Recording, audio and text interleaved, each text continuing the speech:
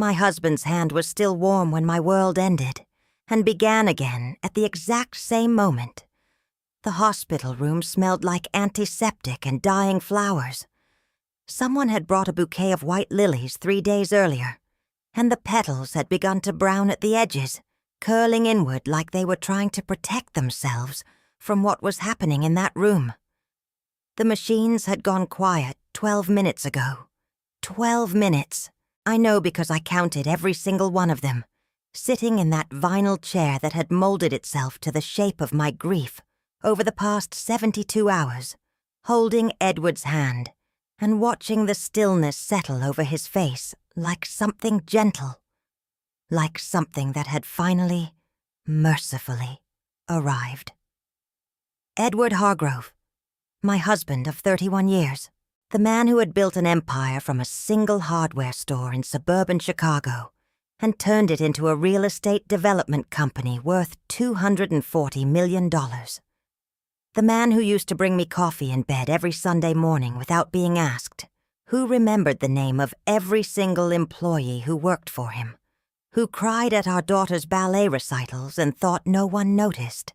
That man was gone, and I was sitting there in the silence of it, trying to understand how the air in the room could still be the same air, how the fluorescent lights could still hum with the same indifference, how the world outside the window could still be moving when everything inside me had stopped. That's when the door opened. I didn't turn around right away. I thought it was a nurse. I thought it was someone coming to offer condolences, to ask me to sign something, to begin the quiet machinery of death that hospitals set in motion the moment a patient's heart stops. I kept my eyes on Edward's face. I kept my hand over his. I wasn't ready to let go yet. I wasn't ready for any of what was about to happen. "You're nothing but a widow now." The voice was flat, businesslike, stripped of any warmth it might have once pretended to carry. "I'm the one in charge here." I turned then. My eldest son, Richard Hargrove, was standing in the doorway of the room where his father had just taken his last breath. He was 41 years old, dressed in a charcoal suit that probably cost $4,000, his dark hair combed back with the kind of precision that always made him look like he was auditioning for something. He had his phone out. He was already scrolling through his contacts. "Richard," I said. Just his name, nothing else. Because what else was there to say in that moment? What words existed that could reach whatever was left of the boy I had raised inside the man standing in front of me? He didn't look at me.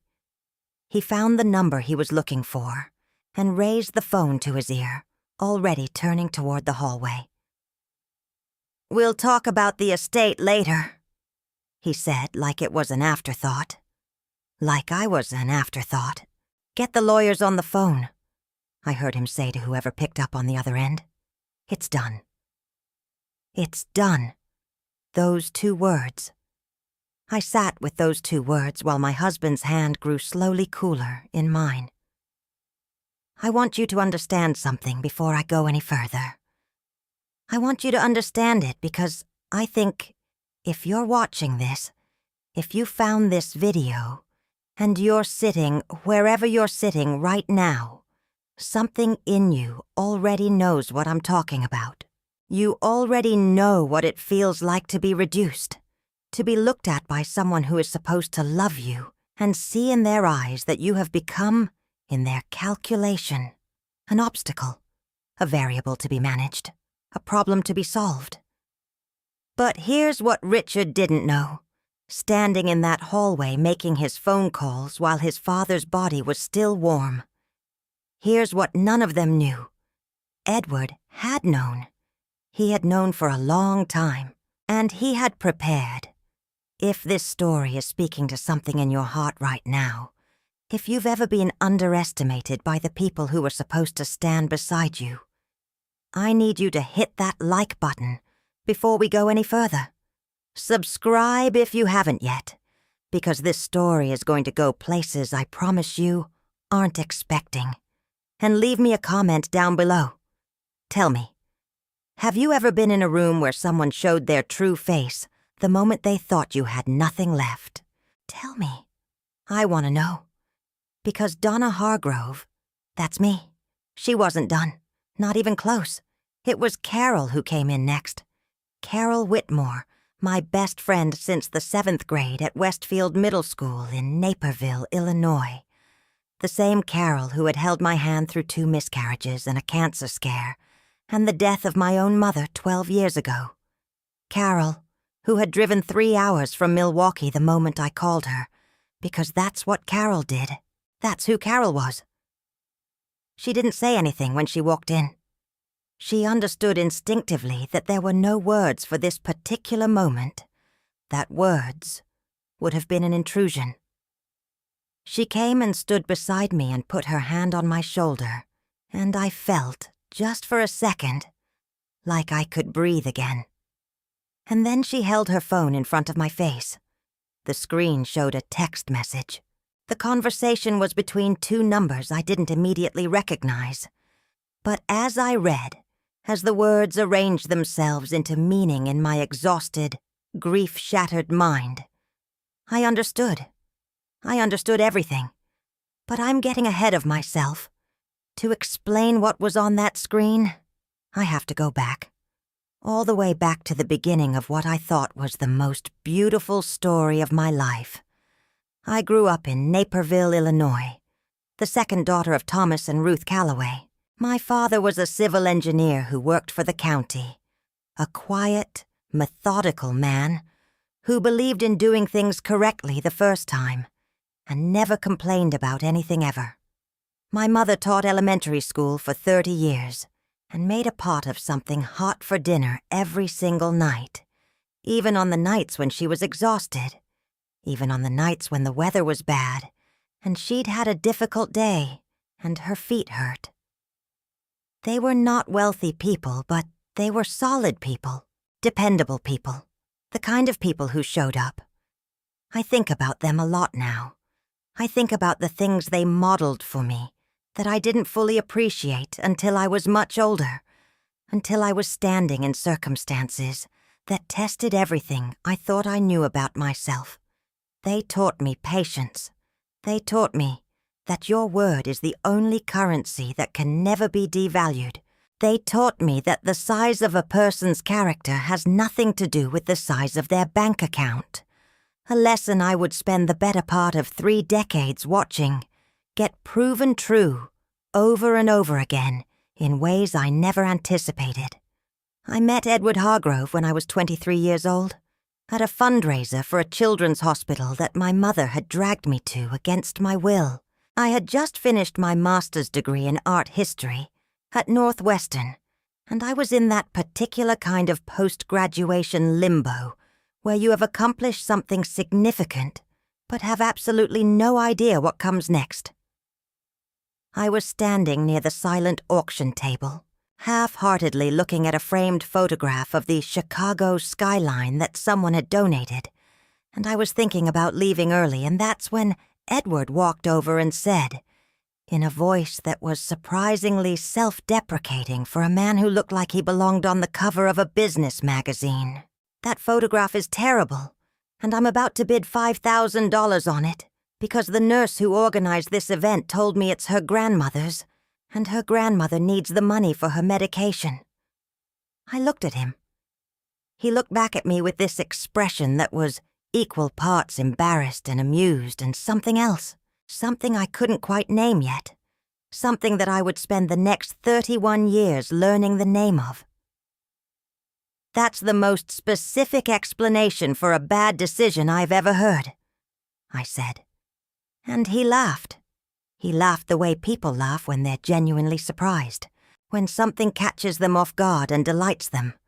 And I felt something shift in the room, or maybe in me, some tectonic quiet thing that rearranges itself without announcement.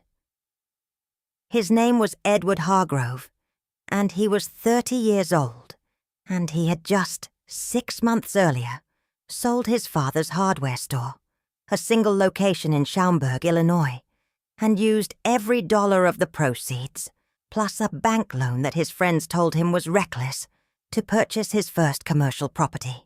He told me about it that night over dinner, after the fundraiser, at a restaurant he chose because it was the best Italian place in the city, and he believed that when you were having an important meal, you should have it somewhere that respected the ingredients. He was specific about things like that. He paid attention to things that other people waved past. We were married 18 months later, in a small ceremony in my parents' backyard, in June, under a tent that my father had rented and assembled himself because he wanted to be useful in the way that he knew how to be useful. My mother cried. Edward's mother, Patricia Hargrove, a woman from the North Shore who had very specific ideas about what her son's wedding should look like, sat in the front row in a hat that I have never fully forgiven and smiled a smile that did not reach her eyes. I noticed it that day and filed it away, and then spent the next several years convincing myself I had imagined it. I had not imagined it. But on the day of our wedding, none of that mattered.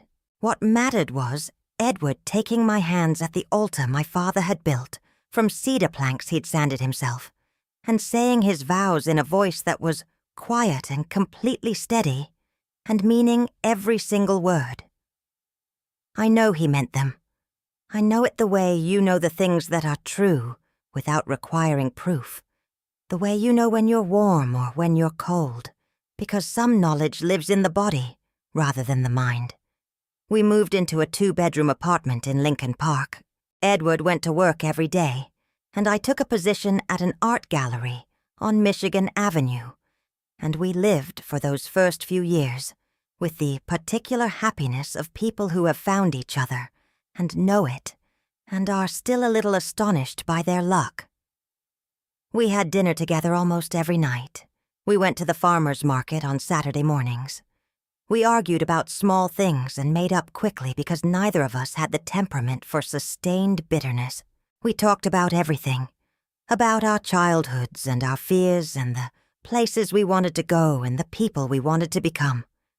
Richard was born in the 3rd year of our marriage.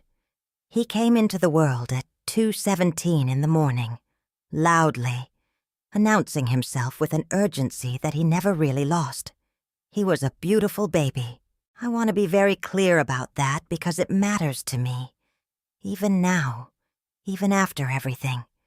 He was a beautiful, bright-eyed boy who used to fall asleep on my chest and who learned to walk by, holding on to the coffee table, and who once, when he was 4 years old, brought me a dandelion he had picked from the crack in the sidewalk outside our apartment and presented it to me with the solemnity of someone offering a jewel. I loved that boy with the whole of myself. I loved him in the way that mothers love, which is to say completely and permanently, and without the possibility of revision. Our daughter Amanda came 2 years after Richard. She was different from him from the very beginning. Quieter, more watchful, with her father's patience and his way of sitting with things before she responded to them. Where Richard moved through the world like someone trying to get somewhere, Amanda moved through it like someone trying to understand it. I loved her differently. Not more or less, but differently, the way each child is a different country that you visit with the same heart. Then came Brandon, our youngest, born when Richard was 7 and Amanda was 5, a surprise that rearranged our plans in the best possible way. Brandon was easy in the way that some children are just easy. He slept through the night early. He made friends without effort. He found joy in ordinary things and wasn't shy about expressing it. He was the child who noticed when someone was sad and came and sat next to them without being asked. He had gotten that from Edward, that quality of attentiveness, of being willing to be present with someone in their difficulty. 3 children. A house by then. We had moved from the apartment to a 4-bedroom colonial in Hinsdale when Richard started school, and it was the first house I had ever owned. And I remember standing in the empty kitchen before the movers arrived, and feeling the solid weight of it, the realness of walls and floors that belonged to us, and being so purely, uncomplicated, grateful that I had to sit down on the bare hardwood floor and just breathe for a moment. Edward's business was growing. That's the only word for what it was doing. Growing, expanding, reaching, the way certain plants do when you give them the right conditions, relentlessly, and in every direction. He bought properties in Chicago, and then in the suburbs, and then in other markets, Indianapolis, Milwaukee, Columbus. And he was careful, always careful, the way my father had been careful about engineering, checking and rechecking, never moving faster than his understanding of something allowed.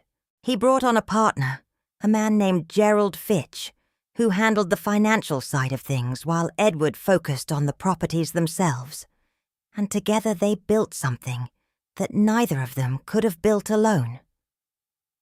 I watched it happen, and I was proud of him, and I worked too.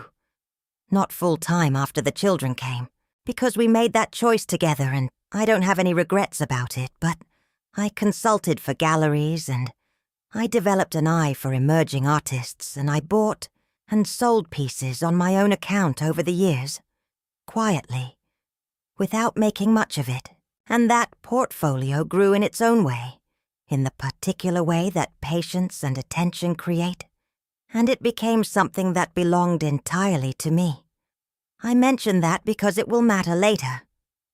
The years passed the way years do, when you are busy and generally content.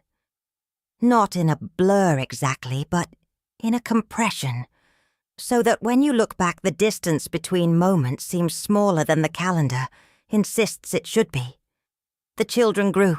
Richard became in his teenage years someone who reminded me uncomfortably of Edward's mother, sharp-edged in his ambitions, quick to assess the room, always calculating the angle. But I told myself this was normal. I told myself he was finding himself. I told myself the boy who had brought me dandelions from sidewalk cracks was still in there somewhere, just buried under the complicated construction of becoming a man. Amanda went to art school in New York and then stayed in the city, working for a nonprofit that provided arts education to underserved communities. And I was so proud of her that it almost hurt. She came home for Christmas and called on Sundays and sent me pictures of her life, her apartment, her friends, the murals her students painted on the sides of buildings in neighborhoods that needed color. She was living a life she had built herself, from her own materials, and it was good and genuine, and hers. Brandon became an architect. He married a woman named Sophie who grew vegetables on their apartment balcony and made her own bread and laughed at terrible puns, and I loved her immediately and completely. They settled in Denver and had 2 children, our grandchildren, a boy named James, and a girl named Ruth, named for my mother, which made me cry in the best possible way when they told us. Richard married a woman named Clarissa.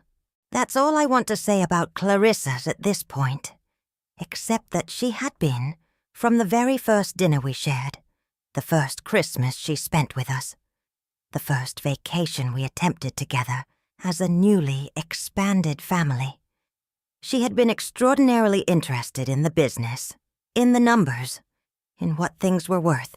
She asked questions about the portfolio, with the attentiveness of someone taking an exam, and she smiled while she did it, and Edward said I was being uncharitable, and I tried to believe him. Edward brought Richard into the business when he was 26. This was something Richard had wanted and worked toward, and, in fairness, something he had demonstrated aptitude for.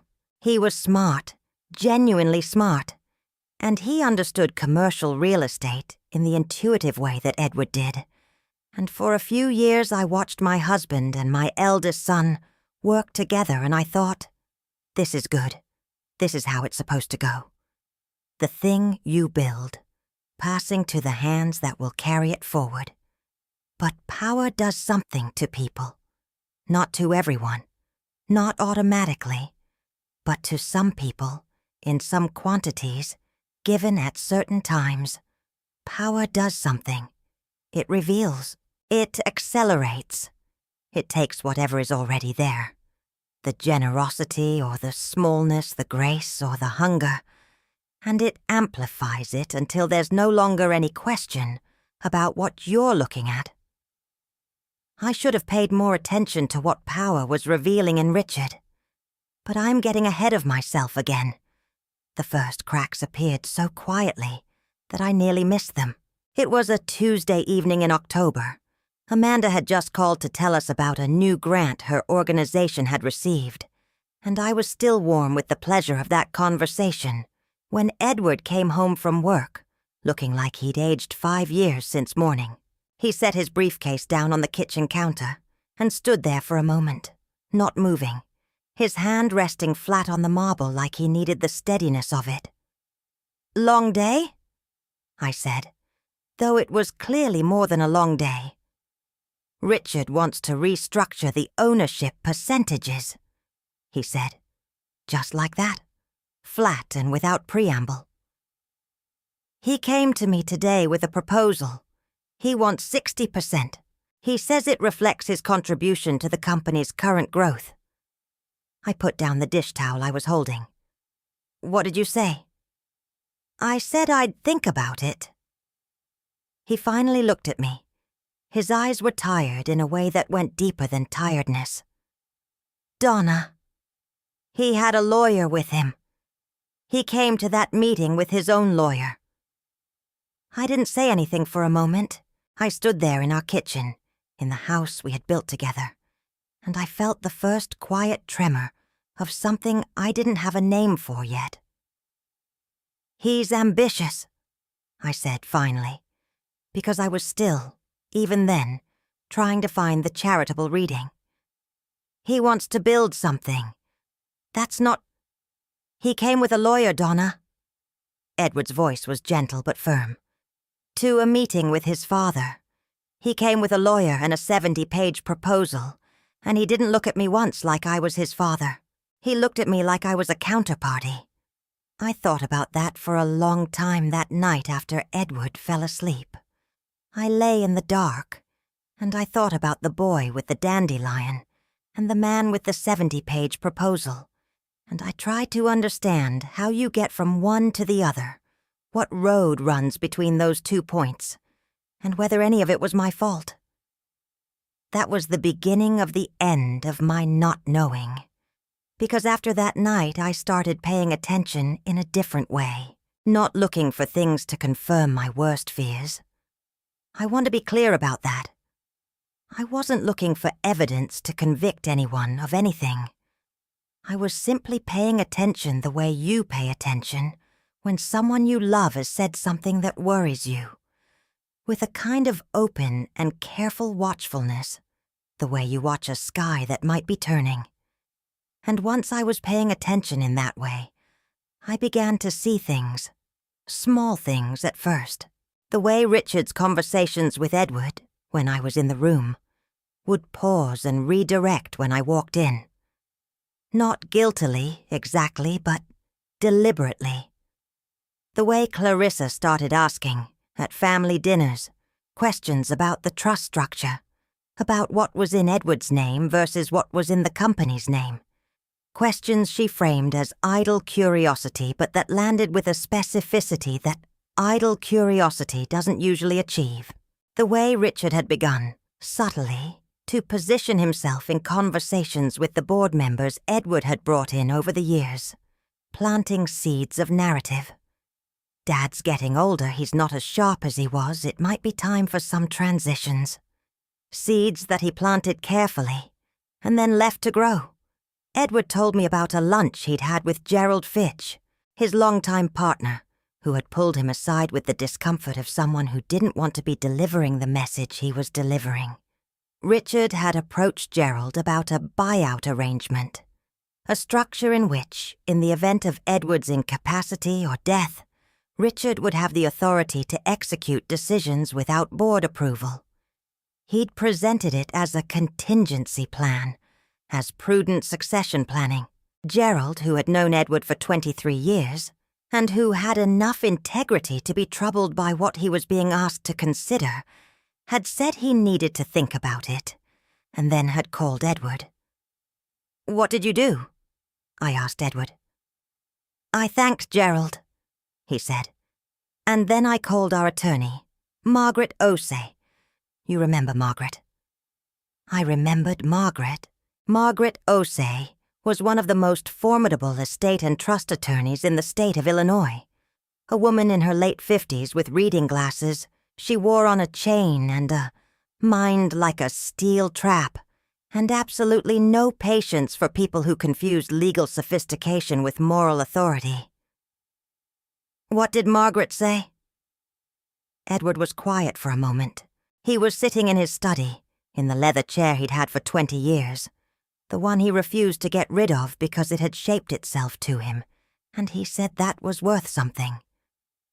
The reading lamp made him look both older and more himself simultaneously, if that's possible. "She said we needed to update everything, the will, the trust structure, the powers of attorney. She said she'd seen this pattern before, and she wanted to make sure we were protected." "We," I said. "You," he said, looking at me.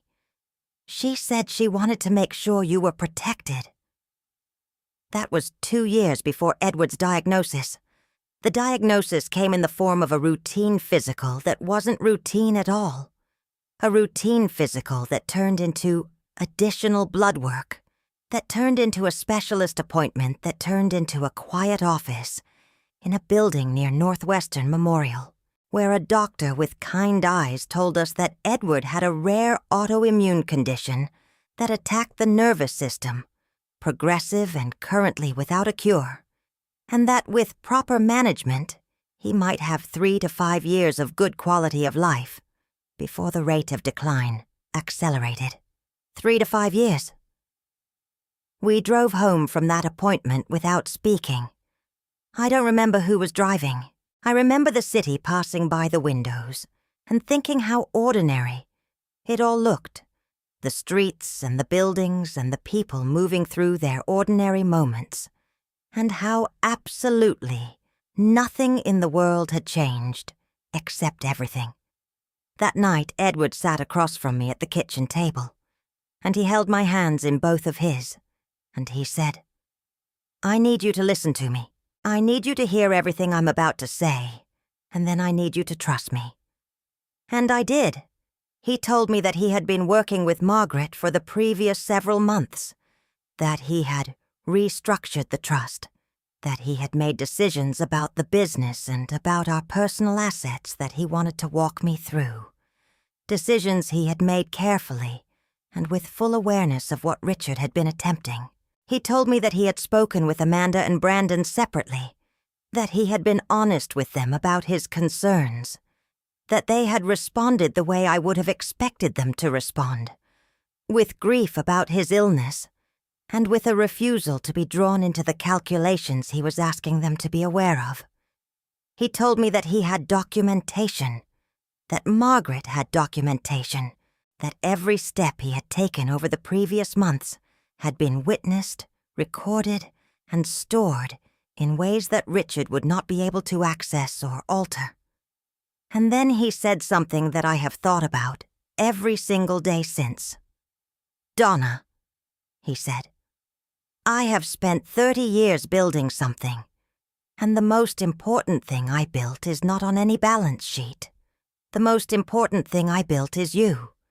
Everything we have, everything that company represents.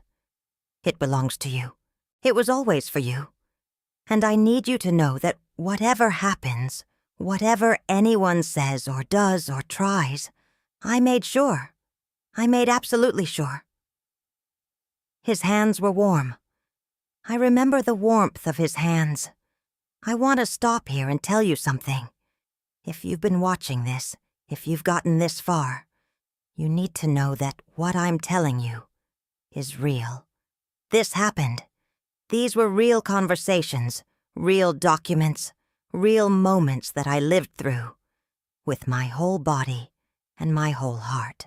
And if any piece of this is touching something in you, if you are sitting somewhere right now feeling seen by any part of this story, please subscribe to this channel. Hit that bell so you don't miss what comes next. Because what comes next is the part that still takes my breath away, and I don't want you to miss it. The 3 years after Edward's diagnosis were the most painful and the most beautiful years of my life simultaneously. That's the only honest way to describe it. That 2 things can be true at once. That grief and love can occupy the same space and both be entirely real, entirely full-sized, pressing against each other without either one canceling the other out. We traveled. We had always talked about it, and we had done it in pieces over the years. Anniversaries in Italy, a summer in France when the children were small, a trip to Japan that Edward had read about for years before we finally went.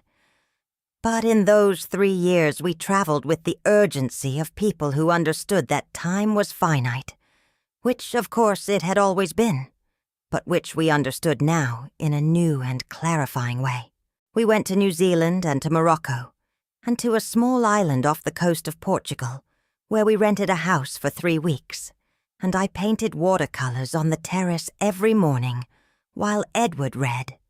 And in the evenings we cooked together in the tiny kitchen and drank local wine and talked for hours, the way we had talked in those first years, with the ease of people who know each other completely and have stopped performing. Amanda flew out to meet us in Portugal for the 2nd week. She sat across the table from her father in that small kitchen, and they talked about her work and her students and the murals, and Edward asked questions and listened with his whole attention the way he always did, and I watched them from across the table, and I stored it. I stored it the way you store things you know you will need later, when the having of them is the only warmth available. Brandon came with Sophie and the grandchildren for Christmas that year. James was 7, and Ruth was 4, and they were noisy and delightful, and they climbed on their grandfather with the fearless affection of children who don't yet understand what a limited quantity love can be. Edward played with them on the floor of the living room, building block towers and knocking them down, and his laugh was exactly the same laugh he'd had at 23 at that fundraiser, and I had to leave the room for a moment so that no one would see my face. Richard came too, that Christmas. He came with Clarissa and their 2 children, Ethan and Grace, who were teenagers by then, and who had been shaped by their parents into something that looked like politeness, but was actually a kind of vigilant management of impression. Richard sat at the Christmas dinner table and carved the turkey, and made the appropriate toasts, and asked his father about his health, with what appeared to be genuine concern. And if you hadn't been paying attention the way I had been paying attention for 2 years, you might have believed that everything was fine, that this was a family gathering, that love was present and uncomplicated in all its forms. But I had been paying attention, and I noticed the way Richard's eyes went twice during dinner, to the bookshelves in the dining room where Edward kept certain files. I noticed it, and I filed it away. 3 months before the end, Edward had a week of unusual clarity. The disease operated in patterns that were sometimes cruel in their unpredictability, giving back before it took again. And he used that week with a focus that told me he understood what it meant, that he was using the clarity while he had it. He met with Margaret every day. He reviewed documents. He made a video recording that Margaret kept in her office, in a safe that had Edward's thumbprint as its combination, a recording that I knew existed, but had not seen. He also wrote letters, handwritten on the heavy cream stationery he had used for his personal correspondence for 30 years. He wrote one for Amanda, and one for Brandon, and one for me. He sealed them and gave them to Margaret, and told her when they were to be opened. He did not write one for Richard.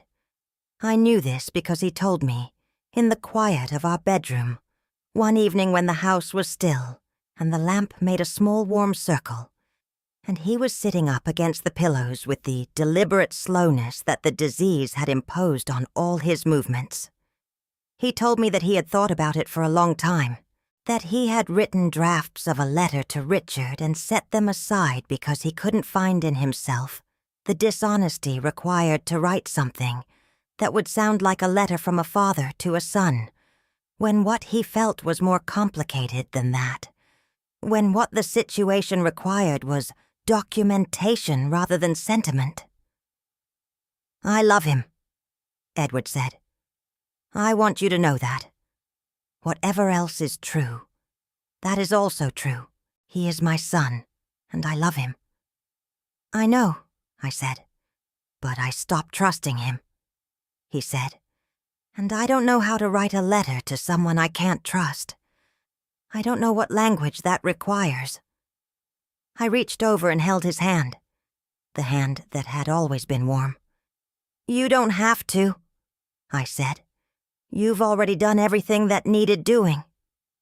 He squeezed my fingers. "Everything," he confirmed.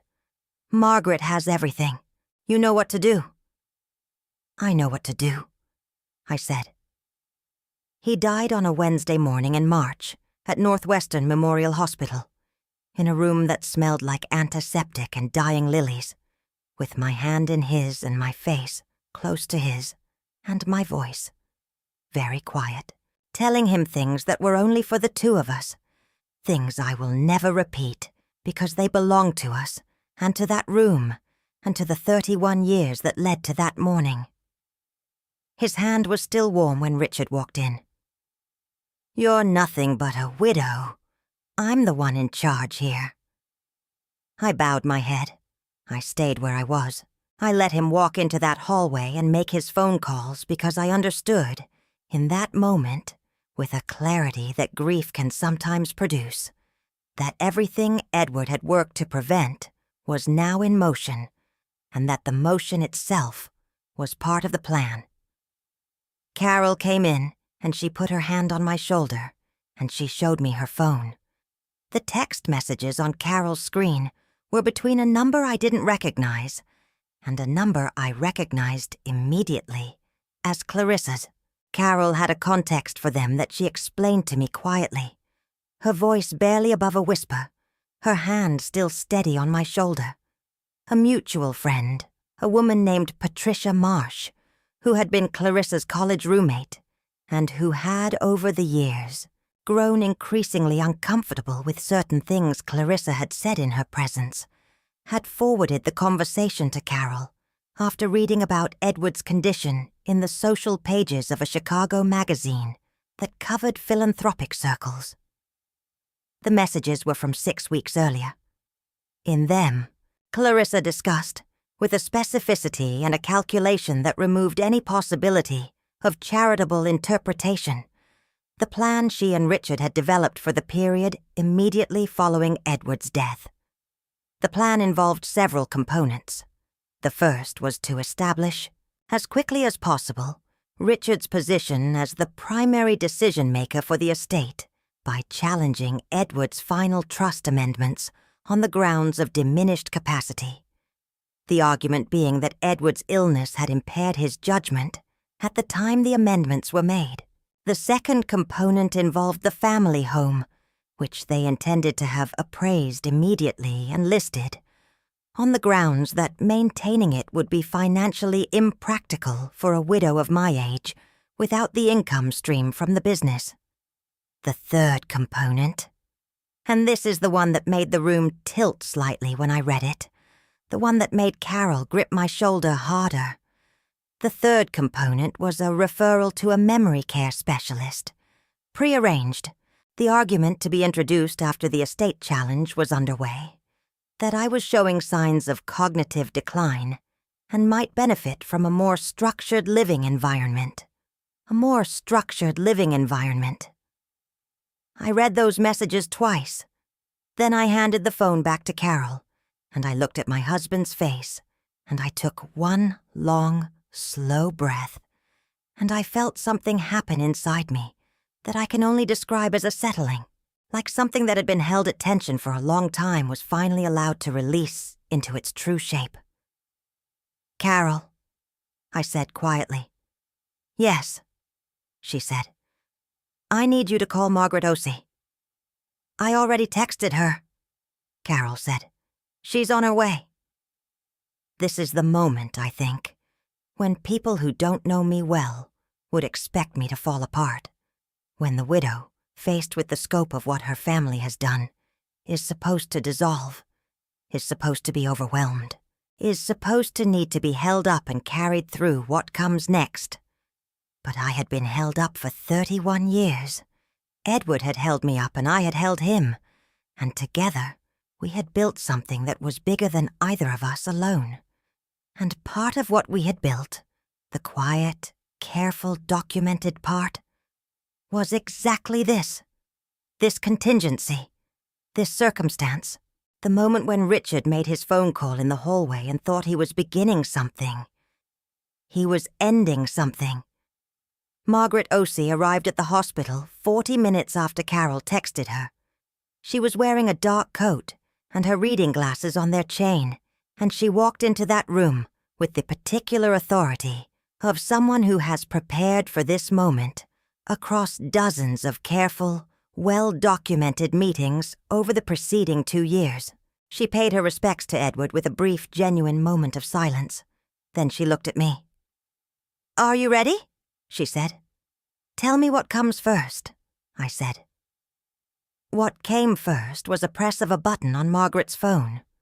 What came first was the activation of a protocol that Edward and Margaret had constructed with the precision of people who understood exactly what they were protecting against.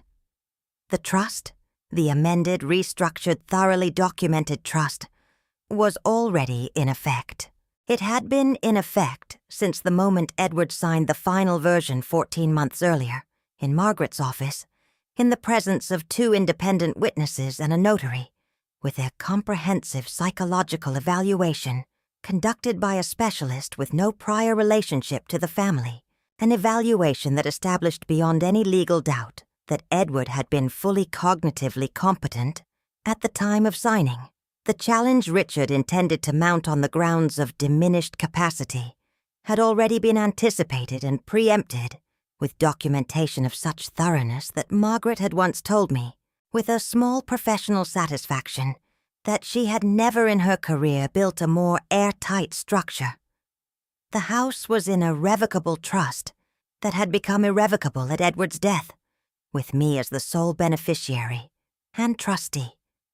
It could not be listed without my signature.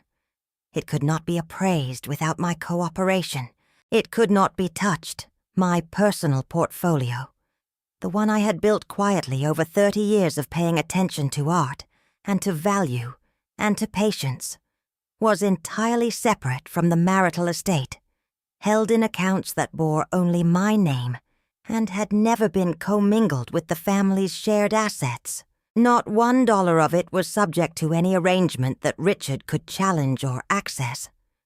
The business was more complicated because Richard was a genuine partner in it, with real equity that he had earned through real work over 15 years. That equity was his and would remain his. But the controlling interest, 51% of Hargrove Development, had been structured in a way that vested entirely in the trust of which I was the trustee. Richard could not make a single major decision about the company without my approval. The memory care specialist prearrangement. I'll come back to that. Richard didn't know any of this yet. He was still in the hallway or somewhere in the building making his phone calls, operating on the assumption that the landscape he was about to walk into was the landscape he had mapped. He had made a critical error that people who underestimate the people around them consistently make. He had assumed that because I had spent 30 years being a wife and a mother and a presence in the background of Edward's business, rather than the foreground, I had spent 30 years being unaware. I had not been unaware. I had been watching. I had been learning. I had been, for the preceding 2 years, in regular conversation with Margaret, with our financial advisors, with Gerald Fitch, who remained a loyal and ethical partner to the end, and with Amanda and Brandon, who were not going to be used as pawns in their brother's maneuvering and who had, with quiet grace, made their positions clear. Amanda flew in from New York the next day. She arrived at the house, my house, the house that could not be touched, with a single bag and the steadiness that was her most characteristic quality. And she hugged me for a long time without saying anything. And then she made tea and sat at the kitchen table with me and said, "Tell me what you need." Brandon drove from Denver with Sophie and the children. James and Ruth ran through the house the way children do, their presence a kind of unconscious mercy, reminding me that there was life continuing, that the future was still full of small, rushing people who needed dinner and bedtime stories, and someone to build block towers with. Richard called me the day after Edward's death. His voice on the phone was the voice he used when he was performing reasonableness. Measured, warm with a warmth that wasn't warm, deliberate in its pacing. He was sorry for my loss, he said, as though my loss were separate from his, as though Edward had been only mine, and not also his father. He wanted to talk about the estate, he said, about next steps, about making sure everything was handled properly so that I wouldn't have to worry about anything. He would take care of everything, he said. "Richard," I said. "Yes, Mom." "I know about the texts." A silence. "I don't know what you... I know about the diminished capacity challenge. I know about the house. I know about the memory care specialist." I kept my voice level. I kept it the way Edward had kept his voice in difficult conversations, with the steadiness that comes not from the absence of feeling, but from the decision to be larger than the feeling. "I know about all of it, and I want you to know that I know, so that whatever you're planning to do next, you do it with the understanding that I know." Another silence, longer this time. "You need to speak with Margaret Osei," I said. "She's expecting your call." I set the phone down. The meeting happened 2 weeks after Edward's funeral, in Margaret's conference room on the 42nd floor of a building in the Loop, with a view of Lake Michigan that Edward had always loved. Richard arrived with 2 attorneys. Clarissa was with him. They sat across a long table from Margaret, from me, from Gerald Fitch, and from a woman named Dr. Sandra Wheeler, who was the forensic accountant Margaret had retained 18 months earlier to document every financial transaction related to the Hargrove estate in the preceding 3 years. Margaret presented everything: the trust documents, the psychological evaluation, the video recording Edward had made, which was played in that room for the first time. Edward's voice filling the conference room from speakers. Edward in the leather chair in his study, speaking with the clarity of that week of unusual grace, speaking directly and specifically about his intentions and his reasoning and the decisions he had made, looking into the camera with those tired, clear eyes and saying, in language that was simple and absolute, "I am of sound mind. I understand completely what I am signing. I understand the circumstances that have led me to make these decisions. I make them freely and finally." Richard's face when he heard his father's voice. I was watching him. I watched him hear his father speak from beyond the death that Richard had been anticipating and planning around for years. And I watched something move through his expression that I couldn't fully categorize. Grief, maybe? Real grief underneath the calculation. The boy with the dandelion surfacing for just a moment before the man with the lawyers pulled him back under. Margaret then addressed, point by point, each element of the challenge Richard had intended to mount. Diminished capacity, preempted, estate structure, airtight, real property, protected, business controlling interest, vested in the trust. Then Margaret set a folder in front of Richard's attorneys. "This," she said, "is documentation of a pattern of conduct over the preceding 3 years that constitutes tortious interference with an inheritance expectancy under Illinois law. We are not, at this time, filing a lawsuit. We are making you aware that the documentation exists and that it is comprehensive." Clarissa whispered something to one of the attorneys. He shook his head. "There's one more item," Margaret said. She looked at Richard directly. "The pre-arranged referral to the memory care specialist. The facility in question has been contacted and informed that the referral was made fraudulently, on the basis of fabricated clinical observations provided by individuals with no medical credentials and a direct financial interest in the subject's incapacitation. The facility has agreed not to proceed. The referring physician, who appears to have been presented with falsified documentation about Mrs. Hargrove's condition, has been informed of the full circumstances. He has retained his own attorney." Richard said nothing. "My client," Margaret continued, "is prepared to allow you to retain your equity stake in Hargrove Development, as it represents genuinely earned interest. She is not, however, prepared to grant you any operational authority beyond what your equity entitles you to under the amended partnership agreement. You may accept these terms, or you may litigate. I would encourage you to discuss with your counsel the probability of success in litigating against documentation of this quality." One of Richard's attorneys leaned over and spoke to him quietly for several minutes. Richard listened with his eyes down. Clarissa stared at the table. Finally, Richard looked up. He looked at me. Across that table, past the attorneys and the accountant and the documentation and the 31 years and the hospital room and the hallway phone call and all of it. He looked at me. I looked back. I didn't say anything. There was nothing left to say that Edward hadn't already said, in that leather chair, into that camera, with those clear and final eyes. Richard signed the agreement. He and Clarissa left the building separately. I watched them go from the conference room window, the lake gray and wide behind the glass. Margaret sat down next to me, and for a moment we were both quiet. "He signed," I said. "He signed," she confirmed. "Edward knew he would." "Edward knew everything," Margaret said, and then, very quietly, like it was something she needed to say out loud once, "He was remarkable." "Yes," I said. "He was." That was 16 months ago.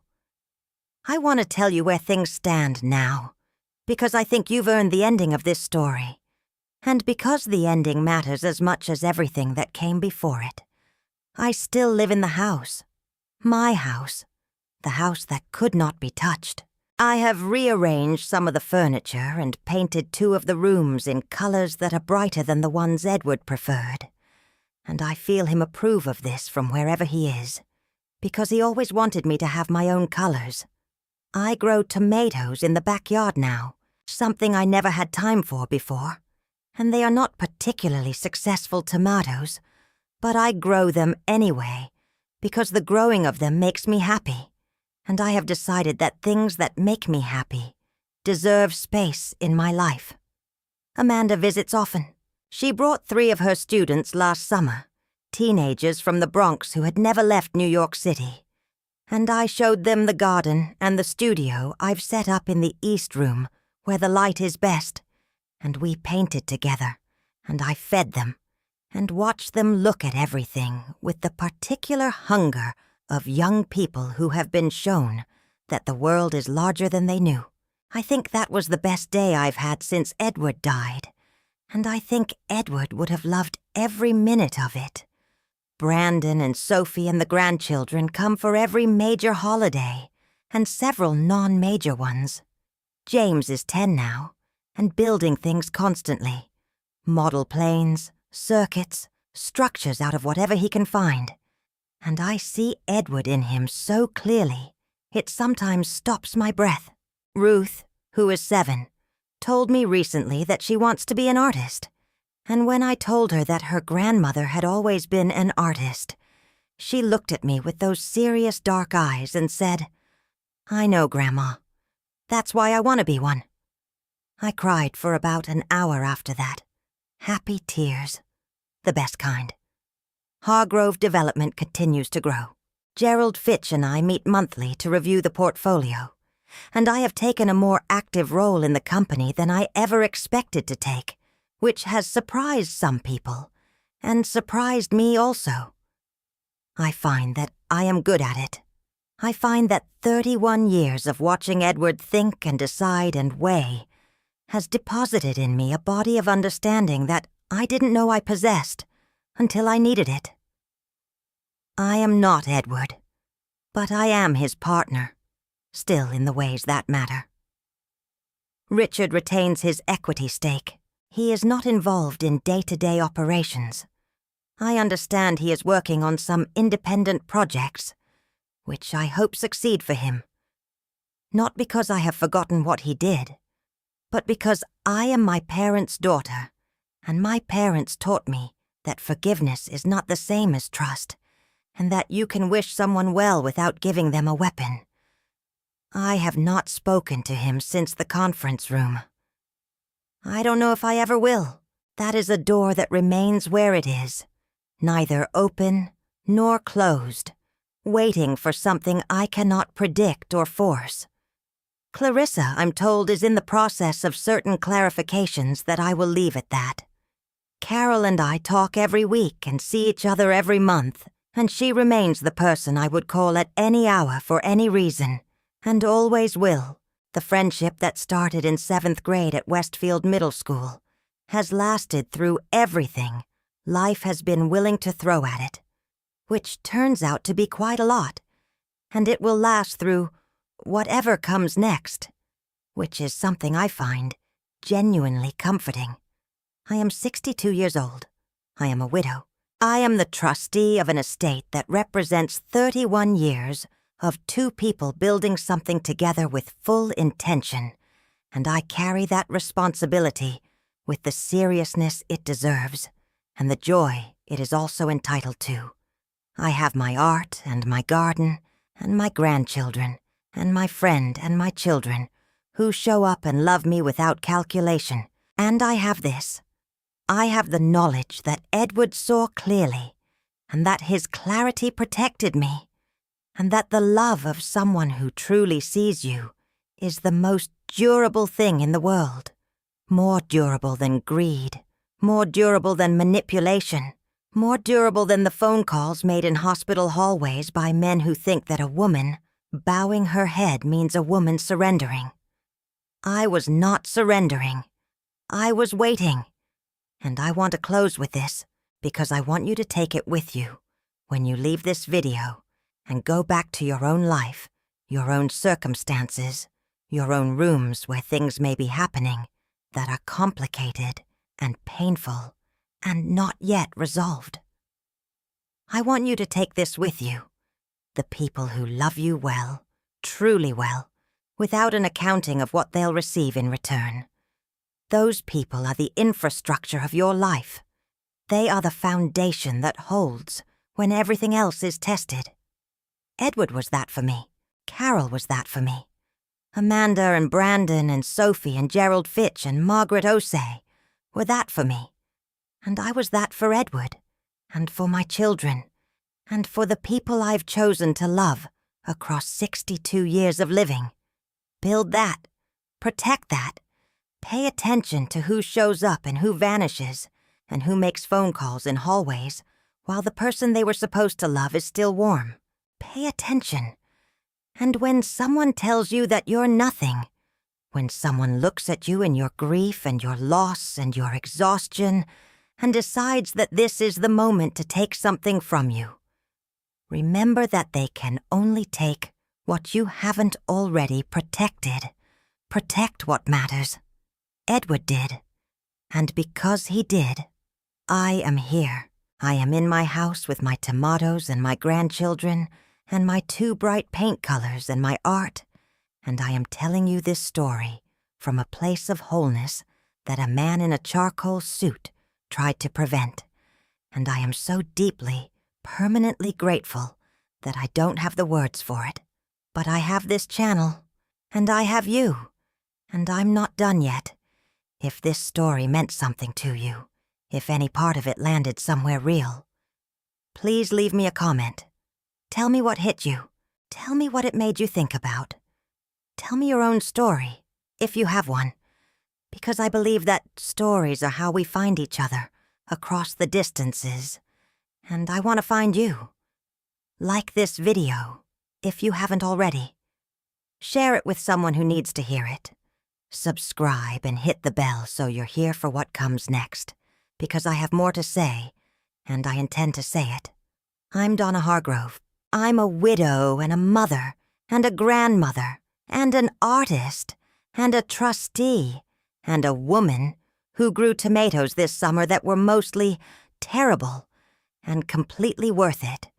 And I am very much in charge here.